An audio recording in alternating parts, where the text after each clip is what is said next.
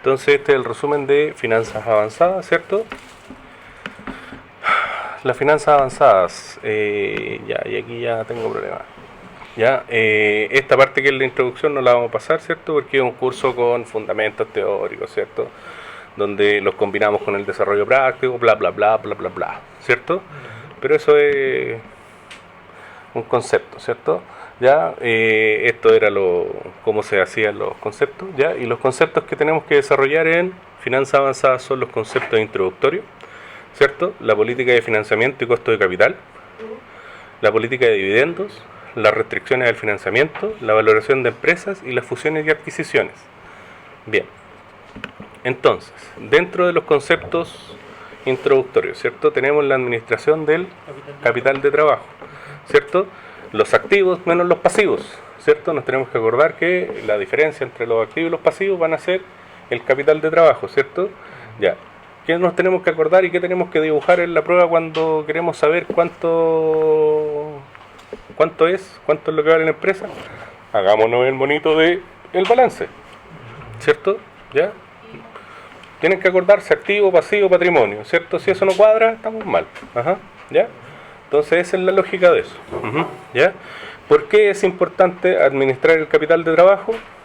Porque es una herramienta para el financiamiento de la empresa, ¿cierto? ¿Ya? Eso es lo que aprendimos en el curso entero. ¿Sí? ¿Qué es lo importante de las finanzas avanzadas o finanzas corporativas? Al final lo importante es crear valor a la empresa. Si uno no crea valor a la empresa, los stakeholders, ¿cierto? ¿Quiénes son los stakeholders? Las personas a las que les creamos valor, ¿ya?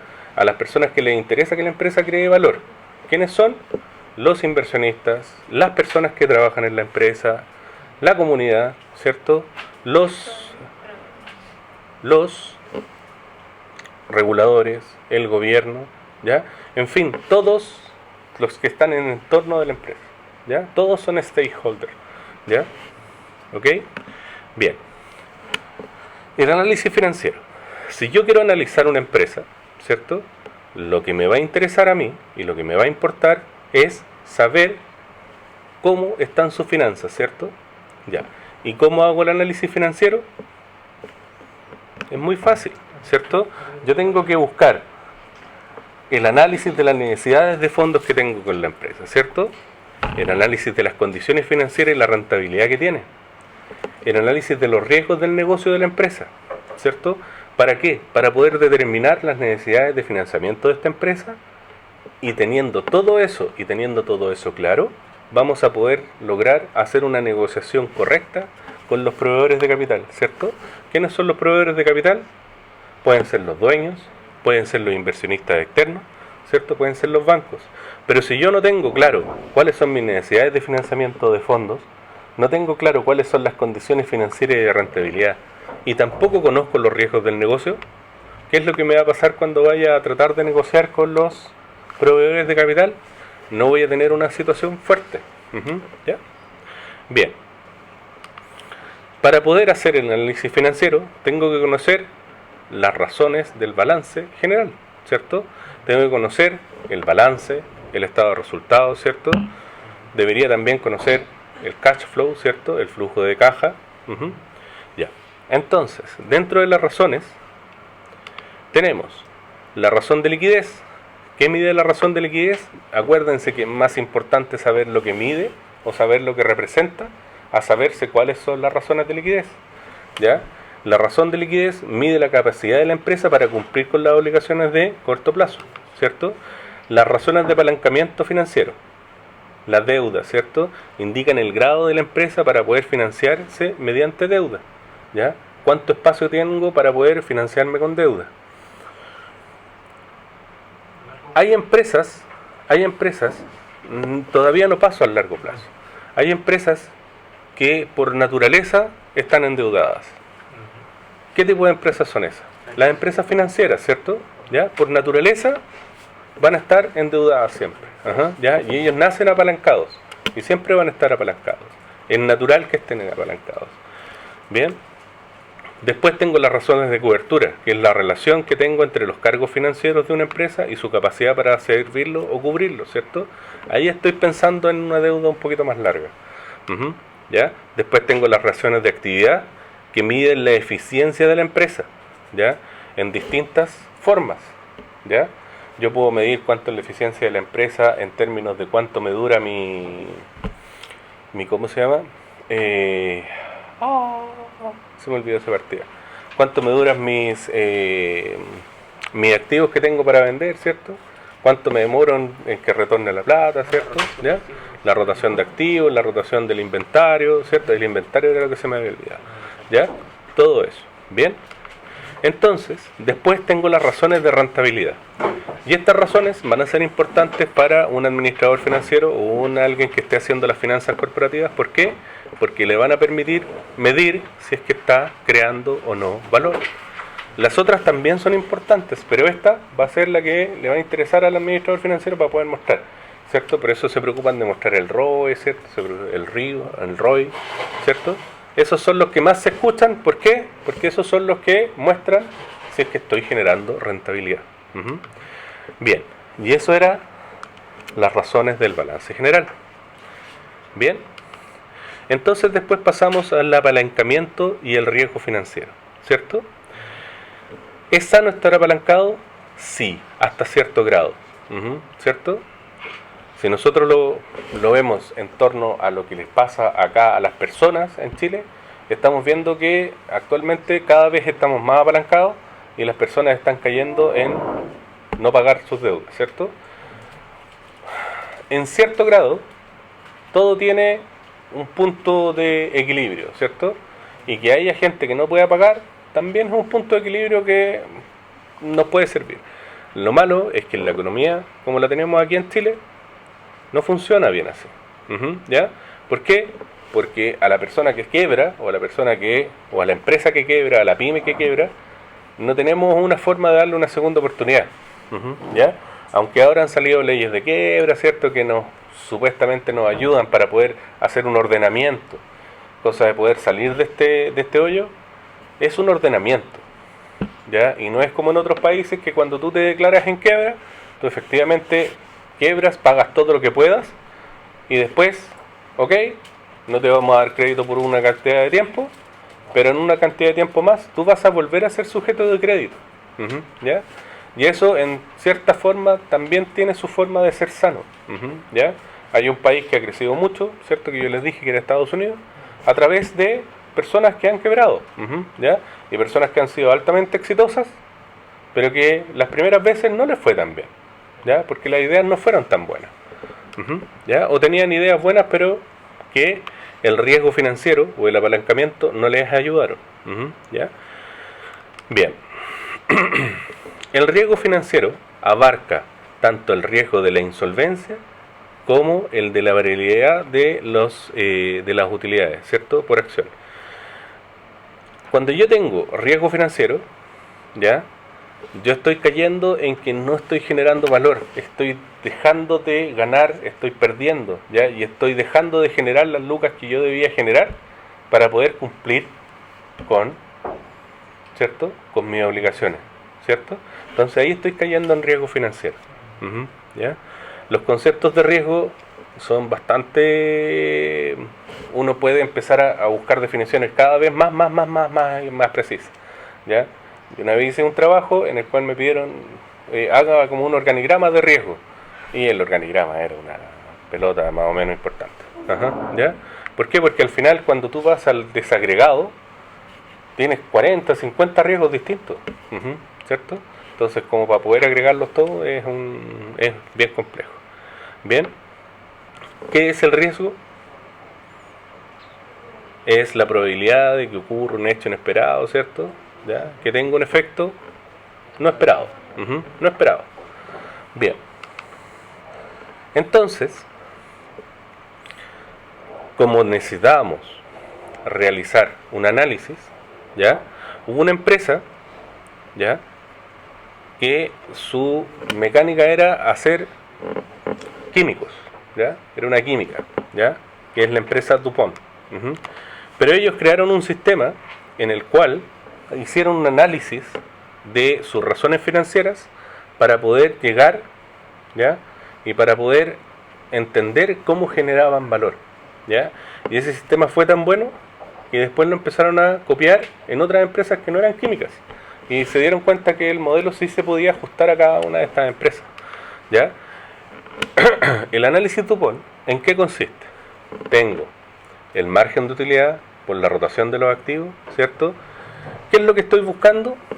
Integrando costos, gastos de administración, activos, cuentas, existencias, activos circulantes, activos fijos, ¿cierto? Busco cuánto es la rentabilidad, ¿cierto? Porque aquí tengo el margen de utilidad versus la rotación, ¿cierto? Y aquí tengo un ratio que ¿qué me está entregando?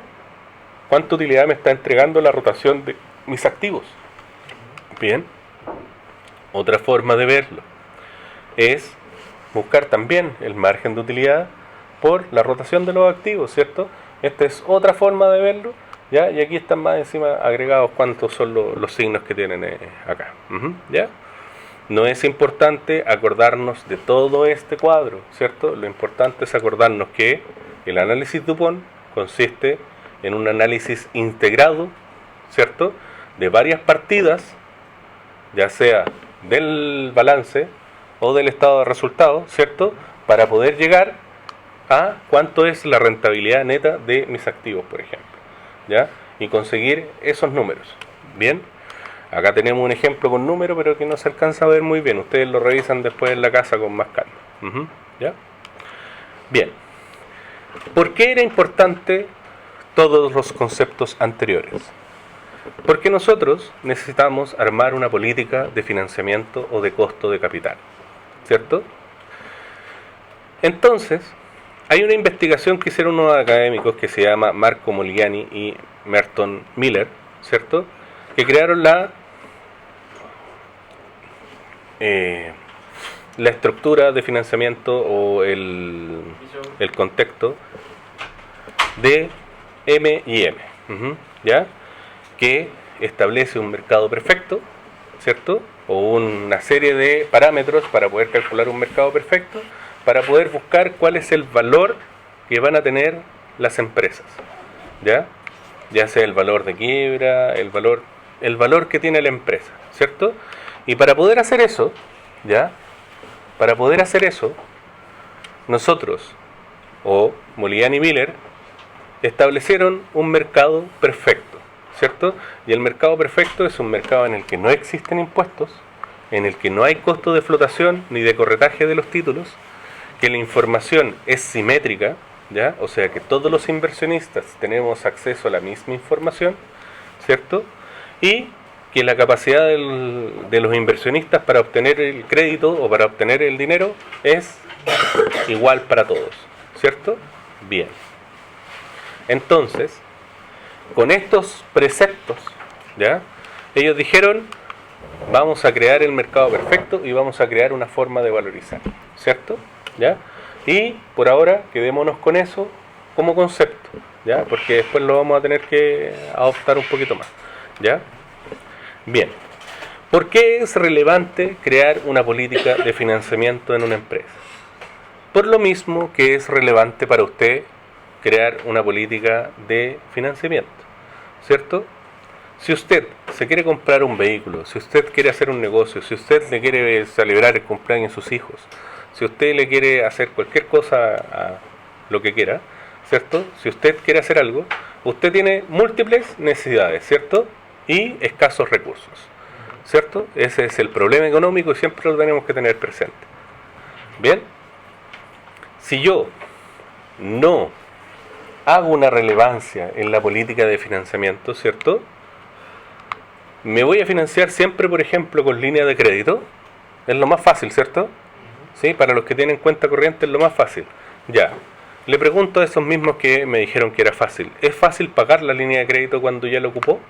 No. Es lo más difícil. Ajá. ¿Ya? Y es un costo que mensualmente va a empezar a mermar su capacidad de ahorro, mermar su capacidad de tener otras cosas, ¿cierto?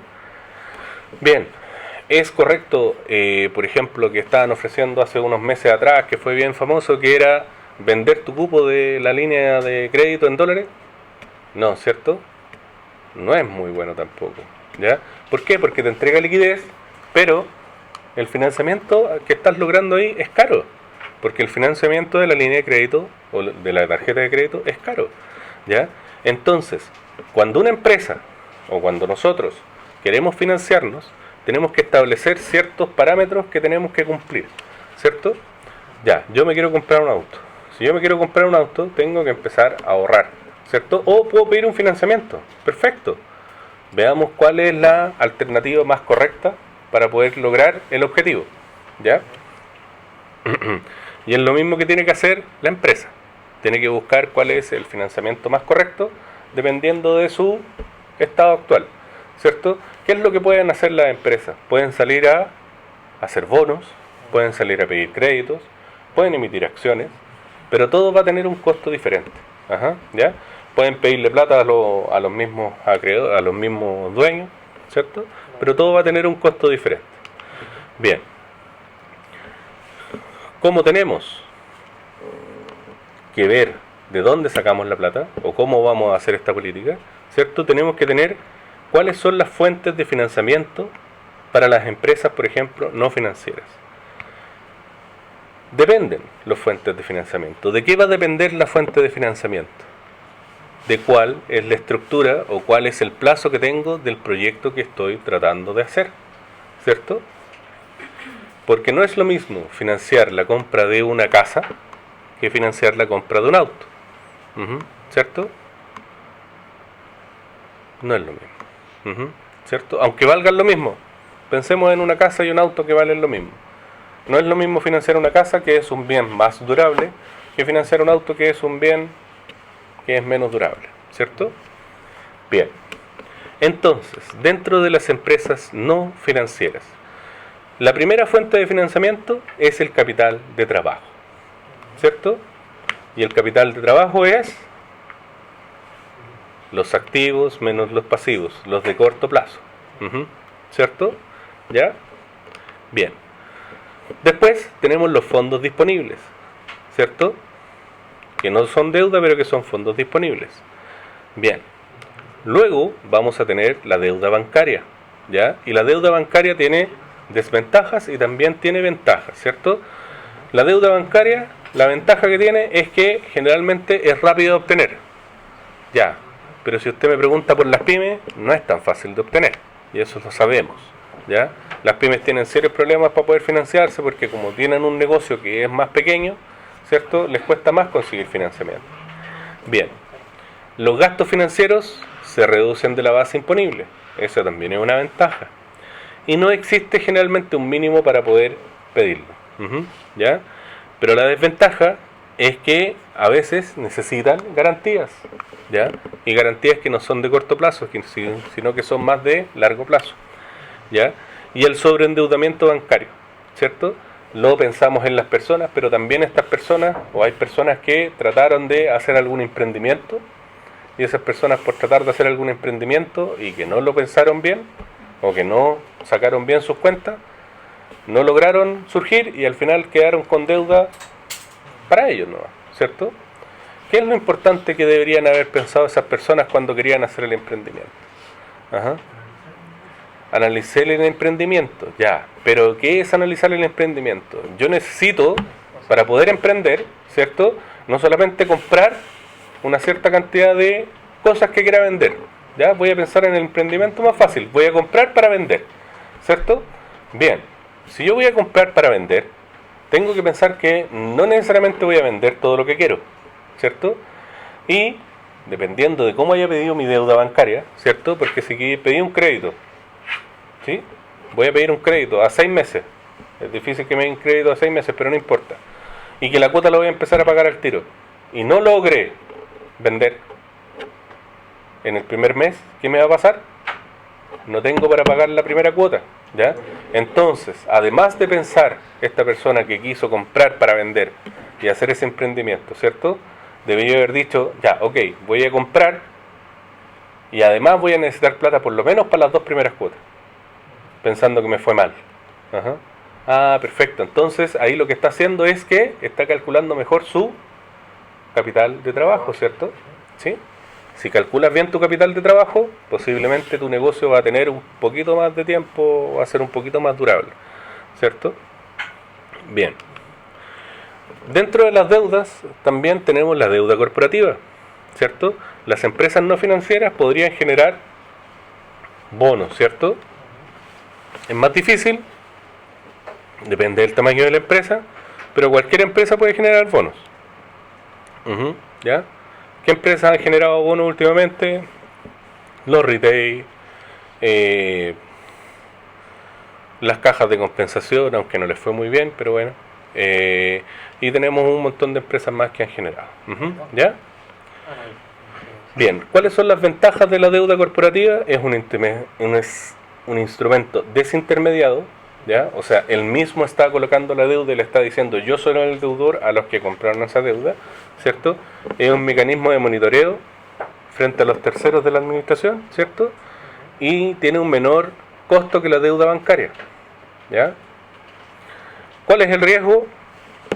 El instrumento no está aislado del riesgo de la empresa. O sea, si le va mal a la empresa, lo más probable es que le vaya mal al instrumento, ¿cierto? Y viceversa también. Apertura de la información que tengo interna a terceros, ¿cierto? Y generalmente requieren un nivel mínimo de eficiencia para la colocación, ¿ya? Entonces, generalmente estos costos que si son menores, si voy a generar una deuda que es más o menos importante, lo más probable es que voy a tener que también ir con alguien para que lo coloque en el mercado, ¿ya? El financiamiento micina. El financiamiento micina es un préstamo participativo. Yo quiero generar un negocio en particular y ese negocio me va a generar, por ejemplo, un 30% de utilidad y yo le digo a esta persona que me va a prestar el dinero para poder hacer ese negocio que yo lo voy a hacer partícipe de ese 30%. Le voy a dar un tanto por ciento de lo que logre, ¿cierto? Entonces, si yo tenía un 30% y le ofrezco que le voy a pagar un 10%, al final él va a tener un 10% y yo voy a tener un 20% de financiamiento. ¿Qué es lo que gana la persona? La persona gana el 10% que me está prestando, ¿cierto? ¿Qué es lo que gana la empresa? Financiamiento asociado a este negocio en particular, ¿cierto? Y se va a ganar el 20%. ¿Qué es lo que le está ofreciendo? ¿Por qué no lo hace el particular que tiene las plata? Porque el particular que tiene la plata tal vez no tiene la infraestructura para poder hacer ese negocio, ¿ya? Pero sí tiene la plata, ¿cierto? Bien. Otro tipo de financiamiento son las acciones comunes, ¿ya? Yo puedo generar acciones comunes, ¿cierto? Yo puedo generar acciones en el mercado. ¿Qué es lo que va a generar eso? Si es que genero acciones, si genero acciones, voy a generar que el precio de mi empresa se diluya en más personas. O sea, genero el efecto de dilución, ¿ya? Para el que no le había quedado claro. ¿Ya? Por ejemplo, Gasco emitió acciones, ¿cierto? Y si Gasco generó acciones, lo que va a pasar es que ahora el valor que tenía esa empresa va a estar diluido en más personas, ¿ya? Pero tenemos que considerar que igual le está entrando plata también, ¿ya? Y esa plata también va a ir al activo, ¿cierto? Y si tenemos plata que se fue al activo, ¿qué es lo que va a pasar? Tengo una parte en el activo, otra parte en el pasivo, pero voy a crecer también, ¿ya? Pero crecí con más gente. Entonces ya no es lo mismo, ¿ya? ¿Cierto? Hubo una colocación de acciones hace poquito de Gasco, por eso lo puse como ejemplo. Bien, ¿cuál es el otro problema que tienen las acciones? Que entregan propiedad, ¿ya? O sea, yo le estoy diciendo a las personas, sé parte de mi empresa, ¿ya? Y ser parte de la empresa implica que yo tengo obligaciones con esas personas de decir, ok, yo voy a tener que escuchar tu opinión, ¿cierto? Bien. ¿Qué otro tipo de acciones podría generar?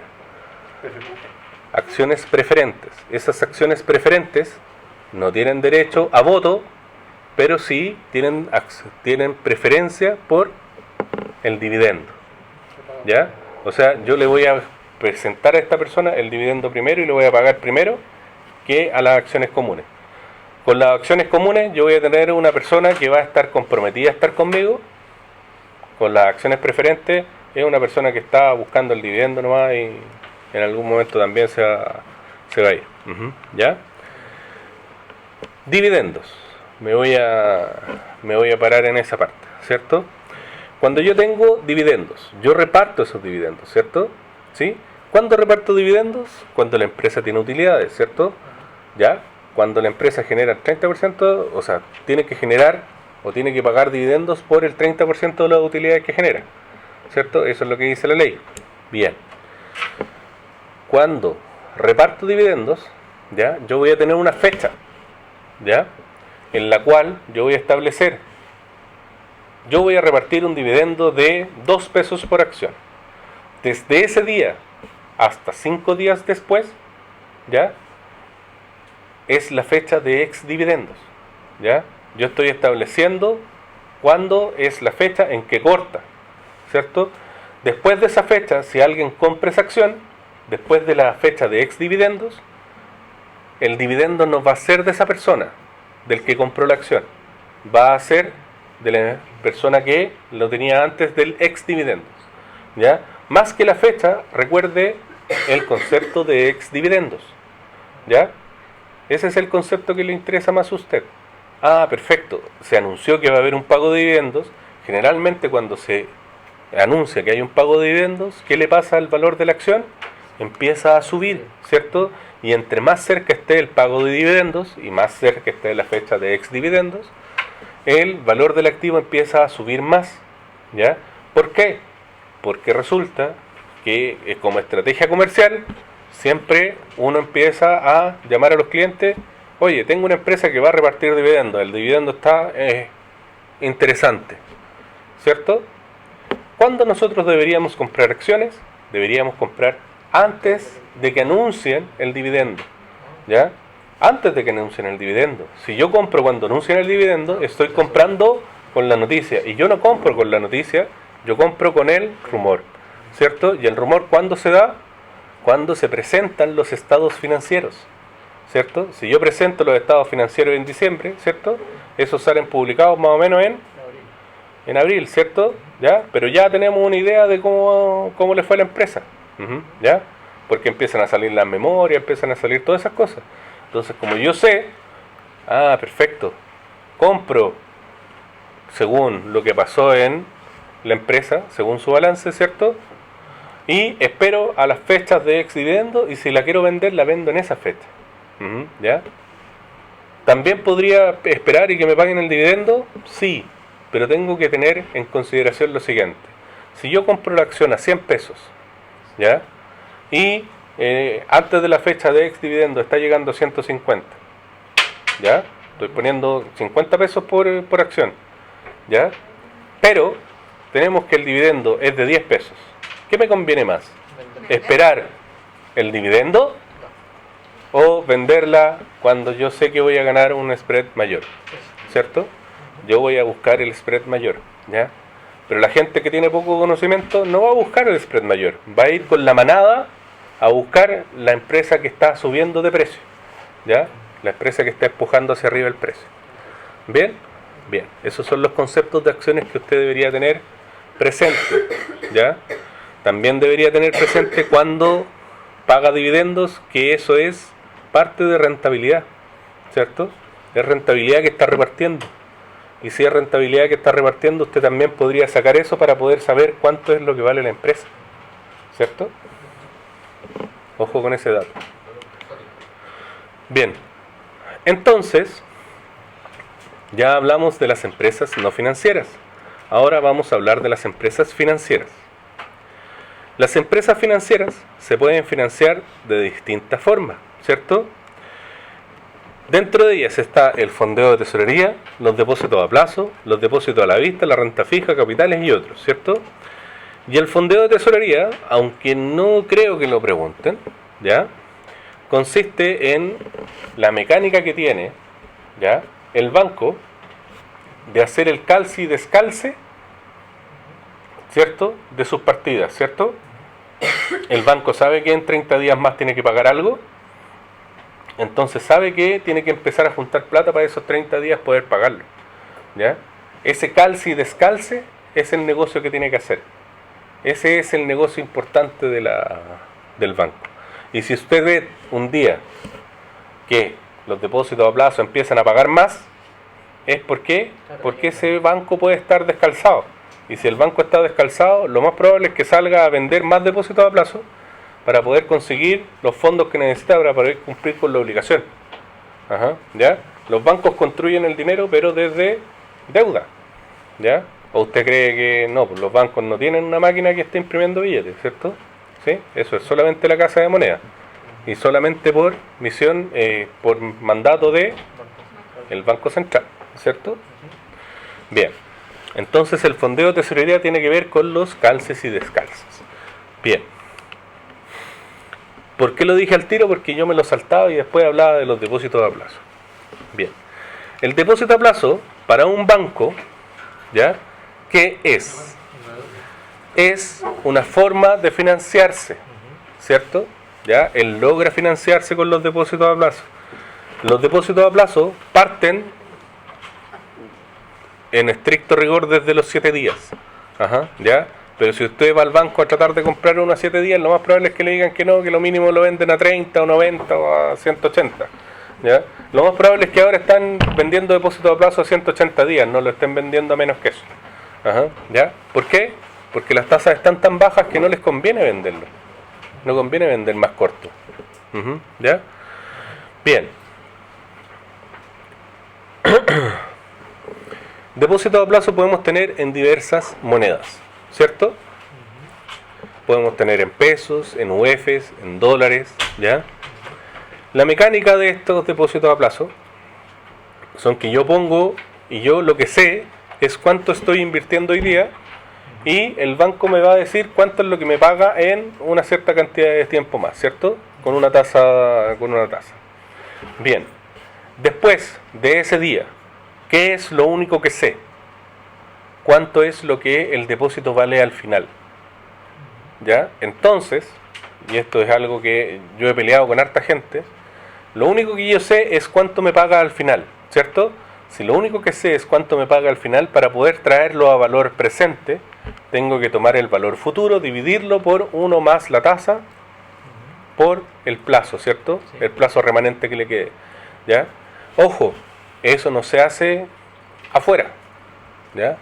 Afuera van desde hoy hacia el futuro, ¿ya? En muchos lugares. Bien. Tenemos también tipos de deuda de los bancos, de las empresas financieras, los bonos subordinados. Los bonos subordinados son bonos que están emitidos como deuda, pero que tienen subordinado a ellos una obligación. ¿Ya? Hay capitales y reservas, ¿cierto? Los capitales y reservas, para que un banco se pueda contratar como tal, ¿cierto? Tiene que tener un equivalente a 800.000 unidades de fomento.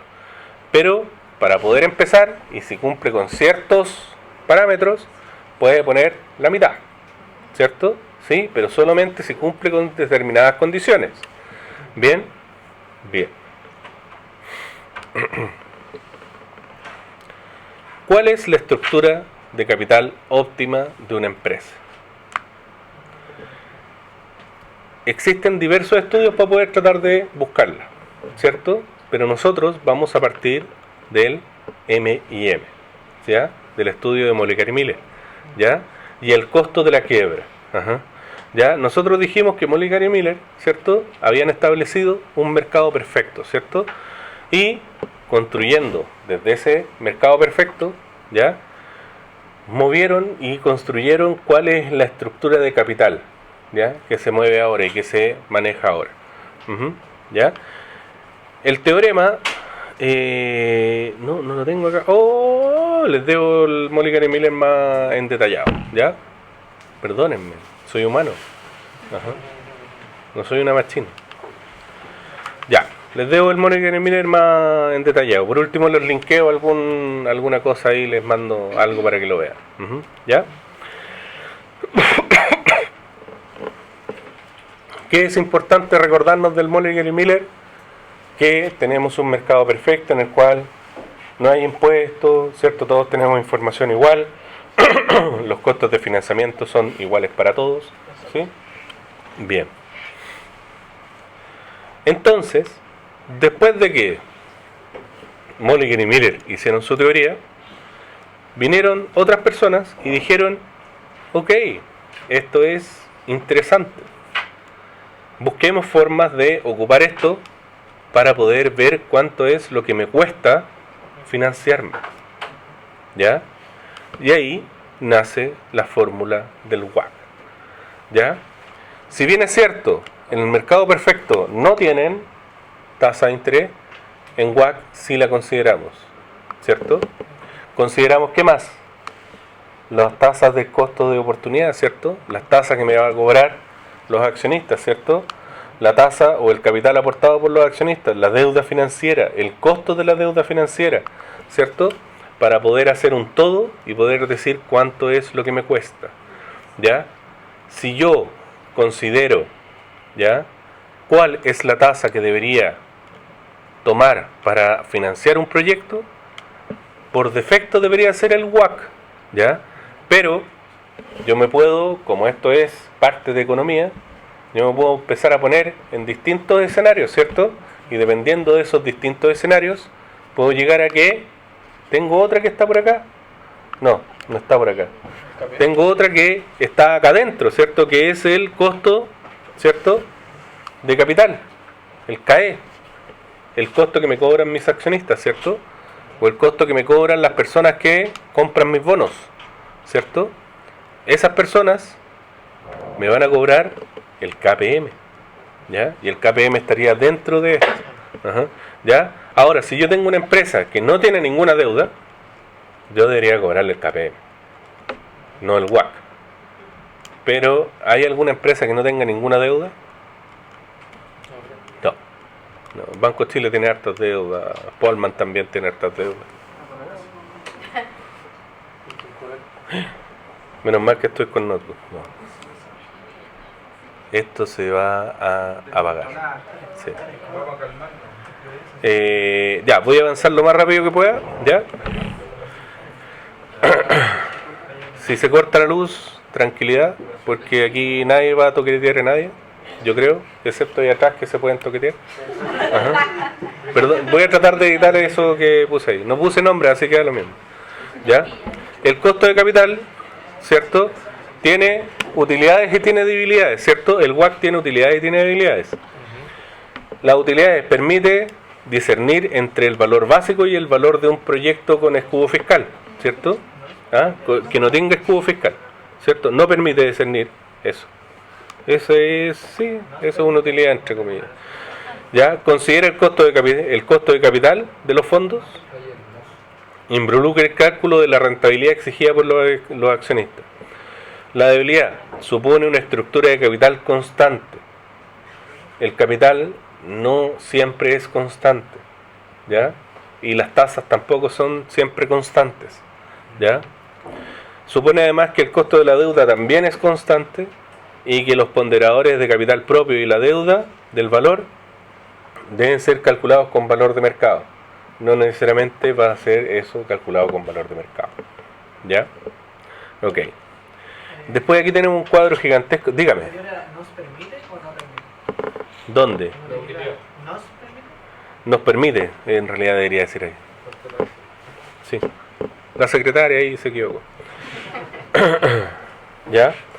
Nosotros teníamos aquí la estructura, y esto no se ve muy bien, tenemos la estructura del mercado financiero, ¿cierto? La partida más importante de ellos, ¿cuál es? Las colocaciones, ¿cierto? ¿Sí? ¿Estamos seguros?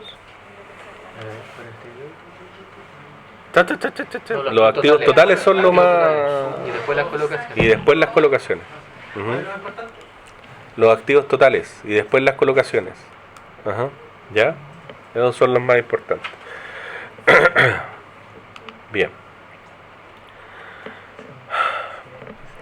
Yo,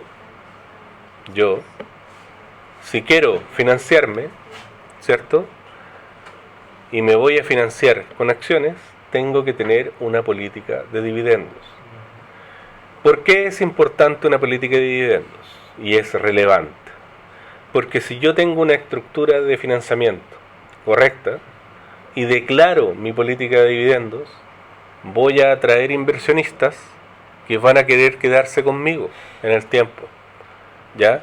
Si yo tengo una estructura de dividendos que es cambiante en el tiempo, no voy a tener inversionistas que se queden conmigo en el tiempo, sino que voy a tener gente que va a venir y va a comprar mi acción por solamente el dividendo y no se va a quedar, ¿ya? Entonces es relevante qué política de dividendos tomo, ¿ya? Porque implica qué es lo que voy a hacer y cómo voy a poder crecer. Si yo tengo la política de dividendos que voy a repartir el 30% de mi dividendo, ¿ya? ¿La puedo ir cambiando? Sí, pero tengo que tratar de ser constante en el tiempo, porque si no soy constante no voy a surgir, ¿ya? ¿Qué también podría pasar con la política de dividendos? Podría decir, nosotros estamos dispuestos a crecer y de la política de dividendos o de lo que tengo que repartir de ese 30%, voy a establecer que no voy a repartir el 30%, sino que ese 30% lo voy a capitalizar y lo voy a repartir en más acciones de la empresa.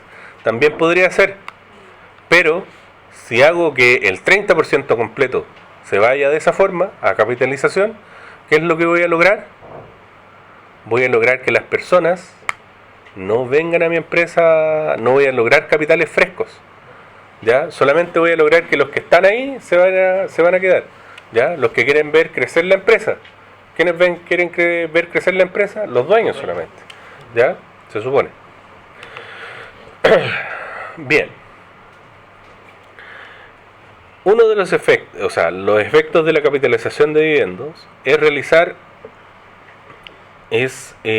volver atractiva la empresa, ¿ya? Volver atractiva la empresa, ¿por qué? Porque empiezo a crecer, ¿ya?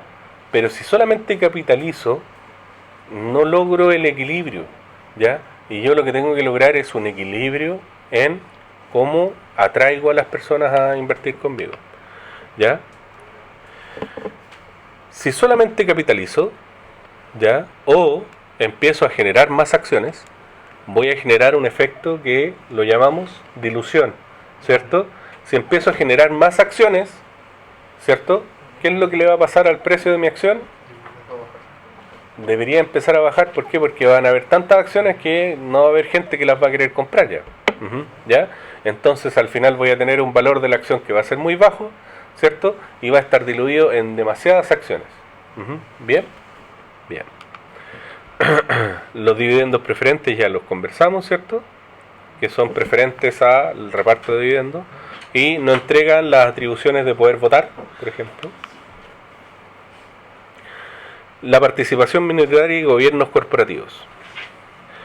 Cuando una empresa vende más del 50% de sus acciones a un solo inversionista, ¿cierto? Se vuelve de ese inversionista, ¿ya? Y todos los otros inversionistas tienen una participación minoritaria, ¿cierto?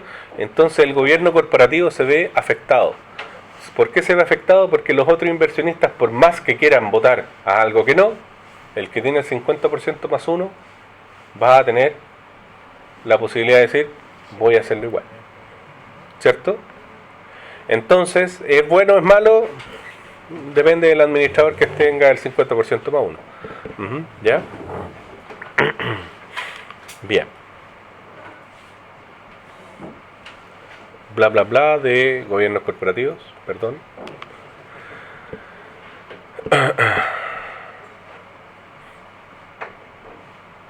El financiamiento de una empresa, según todo lo que hemos dicho, no puede ser tratado de forma irresponsable.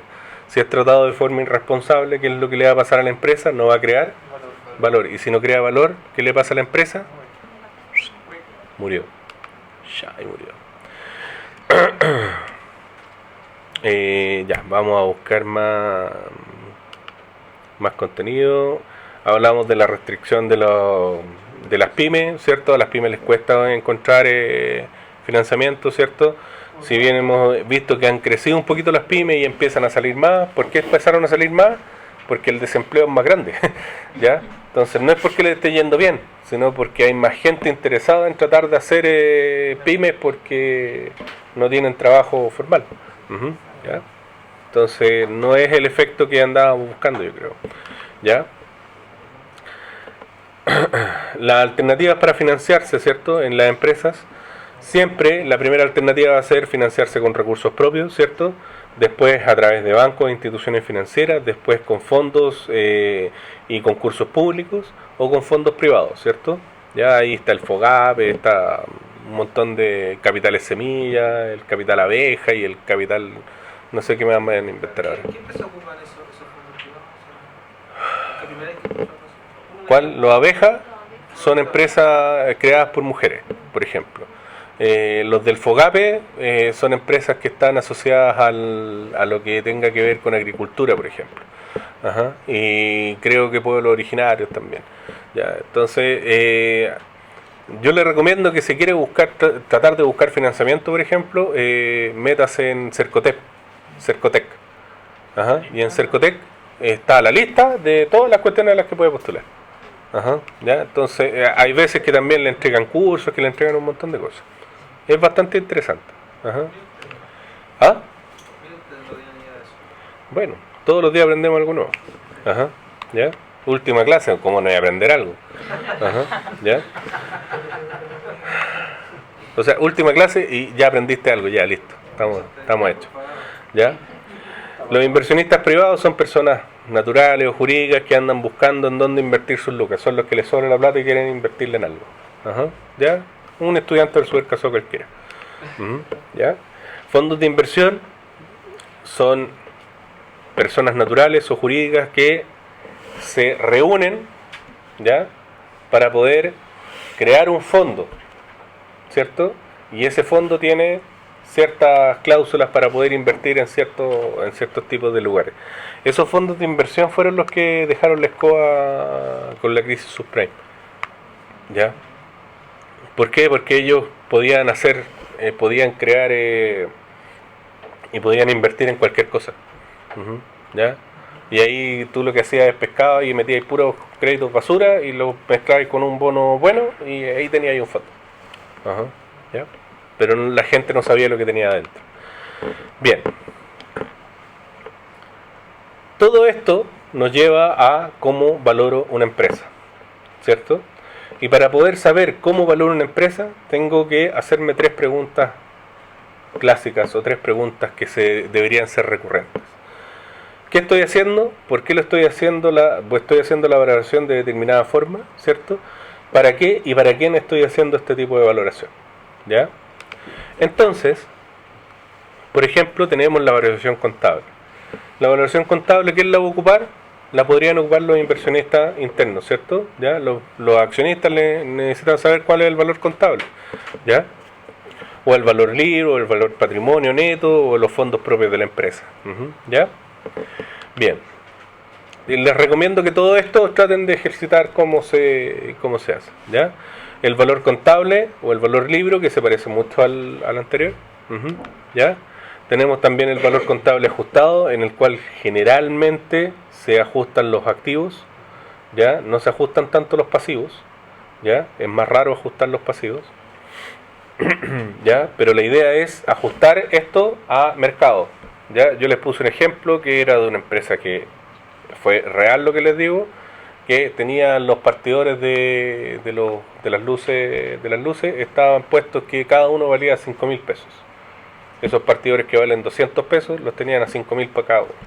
Entonces, cuando se dieron cuenta, hicieron el ajuste contable y la empresa estaba perdiendo plata, le bajó el activo así como groseramente. Sí, pues si teníais 2.000 de esas cuestiones a 5.000 pesos cada uno, estaba buena la empresa. ¿Ya? También tenemos valor de liquidación. ¿Quién ocuparía el valor de liquidación?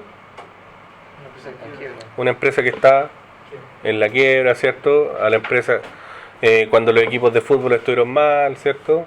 La Polar también, la Caja la Araucana. Tenemos hartos ejemplos últimamente, lamentablemente. Bien, un valor sustancial. Un valor sustancial es un valor en el cual no tengo acceso a la información, ¿cierto? Y como no tengo acceso a la información, voy a buscar activos que sean similares para poder tratar de llegar al mismo valor que tiene la empresa, ¿ya? ¿Hay otros métodos de valoración? Sí, hay otros métodos, ¿cierto? El valor bursátil, ¿cierto? En el cual tomo el valor de las acciones, ¿cierto? Y lo multiplico por la cantidad de acciones que existen. el método de los múltiplos, ¿cierto? Donde tengo varios múltiplos que me pueden ir diciendo cómo puedo llegar al valor de la empresa, ¿cierto? Sí. Ya. El flujo de caja descontado, que eso no hicimos ejercicio, pero es lo mismo que cuando ustedes hacen un flujo de caja, cuando hicieron el flujo de caja, calcularon el VAN, muy similar a eso. ¿Ya? El fair value o el valor justo, que ese cuesta más tratar de explicarlo. ¿Qué es valor justo? ¿Cuánto vale su gorro? En este momento su gorro es caro, ¿por qué? Porque hace un frío tremendo allá afuera, ¿cierto? Entonces sube de precio su gorro. Ajá, ¿sí? Pero, si hiciera calor, ya no vale lo mismo, ¿cierto? Ya, entonces hay un tema ahí con el fair value, sobre todo para los activos financieros, que lo que hacen las superintendencias es tratar de normar cómo van a llegar a ese fair value. ¿Ya? Pero la superintendencia es como usted calcúlelo, la superintendencia de bancos. No así, no, usted calcúlelo. ¿Ya? Yo le digo, mire, lo podría calcular así, pero usted calcúlelo. ¿Ya? Pero no así, por ejemplo, los fondos mutuos. Porque en los fondos mutuos hay reglas bastante específicas que, por ejemplo, me dicen que todos los fondos que son money market, o sea, los fondos que tienen instrumentos que son menores a 90 días, ¿cierto? El fair value o el valor de mercado de ellos es el precio de compra y no se le cambia la tasa, ¿ya? Y para todos los otros, usted vaya y compre los precios a Risa América. ¿Ya? No sé cuánto habrán cortado ahí, pero bueno, todos los precios tú tienes que pedírselos a Risa América. Bien, todo lo anterior es para poder crear valor, ¿cierto? Porque cuando la empresa crea valor, se vuelve atractiva a los inversionistas. Y si se vuelve atractiva a los inversionistas, debería generar más valor y debería crecer, ¿cierto? Bien. Otras formas de valorizar por la IFRS, que ustedes las conocen mucho mejor que yo, porque yo vi los 18 principios contables, activo, pasivo y nada más. Activo, pasivo, patrimonio, listo. Activo, no habían activos circulantes en mi tiempo.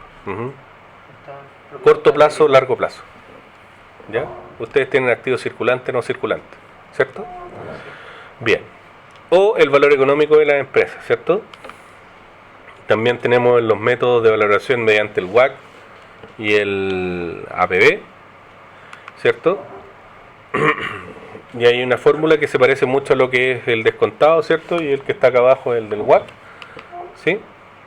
Y ahí está el APB, que son el valor neto de los flujos proyectados, ¿cierto? Más el valor presente neto de los efectos colaterales de financiamiento, ¿cierto? Y ahí están los subsidios, todo eso. Eso no lo vamos a preguntar. ¿Ya? Y llegamos finalmente a las fusiones y adquisiciones, ¿cierto? Yo aquí no lo tengo, pero tengo distintas formas de fusionarme, ¿cierto? ¿Ya? ¿Sí? Con los ya. Tengo distintas formas de fusionarme, ¿cierto? Me puedo fusionar con una empresa similar, ¿cierto? Y eso sería vertical. Vertical, horizontal. ¿Ya? ¿Ya? Me puedo fusionar con una empresa similar, ¿cierto? Porque quiero tomar más parte de la torta, ¿cierto? Me puedo fusionar con alguien que me entregue un servicio, ¿cierto? Para poder hacerme más eficiente y hacerme más económico. No necesariamente voy a tomar más parte de la torta, pero sí voy a volverme más eficiente en los costos, ¿cierto? ¿Qué más?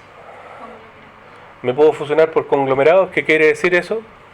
Que voy a fusionarme con una empresa que no tengo nada que ver, ¿cierto? ¿Sí? Por ejemplo, que viniera no voy a decir Cencosud, que viniera el Banco de Chile, perdón, no, Corbanca, para que no piensen que yo quiero que crezca el Banco de Chile nomás. Va a venir Corbanca y se va a fusionar con el líder, ¿cierto? Y van a ser un solo conglomerado. ¿Ya? No tienen nada que ver las dos empresas, pero al final se fusionan para poder hacer una empresa más grande y que se diversifique más y logre más activos, ¿cierto? También tengo las fusiones por compras de empresas, ¿cierto? Que es la adquisición de una empresa, en la cual puedo llamar una OPA, puedo hacer varias cosas, ¿cierto? Y cuando logro el 50% más uno, tengo algo que se llama el premio por el control, ¿cierto? ¿Para qué hago fusiones? Para crear valor. Para crear valor y lograr sinergia, ¿cierto? Si logro sinergia, se supone que voy a lograr mayor valor o voy a crear mayor valor, ¿cierto? Bien. Y después esto lo pueden ver mejor en la página de la Superintendencia de Banco. Tenemos hartas fusiones bancarias en el último tiempo. Cuando empecé a hacer este curso habían re pocas, ahora hay muchas más, ¿cierto?